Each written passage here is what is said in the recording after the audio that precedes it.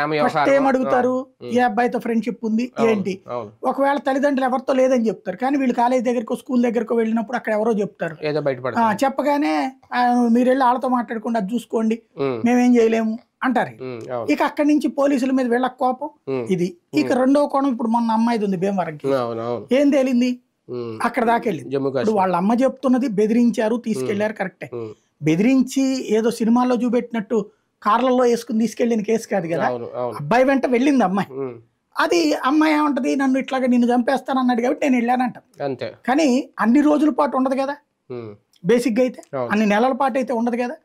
తర్వాత అబ్బాయి చేస్తున్నది తననే పని మనిషిగా పెడుతుండేటప్పటికి ఒక కోపం వచ్చింది కాబట్టి బయటపడింది. ఇది సాధారణంగా లవ్ చేసేటప్పుడు ప్రతి అబ్బాయికి అమ్మాయికి కూడా అందమైన జీవితం కనబడుతుంది. సినిమాల్లో హీరోలుగా వాళ్ళు ఊహించుకుంటారు, హీరోయిన్లుగా వీళ్ళు ఊహించుకుంటారు. ప్రతి డ్యూయెట్ వాళ్ళ కోసమే అనుకుంటారు. ఆ మనసుల్లో ఆ ఫీలింగ్స్ వస్తాయి. ఆ తర్వాత పెళ్లి లేకుండా వీళ్ళ ఆ అబ్బాయి గాని అమ్మాయి గాని స్థిరమైన ఆర్థిక వ్యవస్థతో ఉంటే నో ప్రాబ్లం. అలా కానప్పుడు ఇట్లాంటి బతుకులు వచ్చినప్పుడు ఓ సమస్య అవుతుంది. అప్పుడు మళ్ళీ వెనక్కి వచ్చి కిడ్నాప్ అన్నటువంటి పేర్లు చెప్తారు. నాకు బాగా గుర్తు అనమాట. ఈనాడులో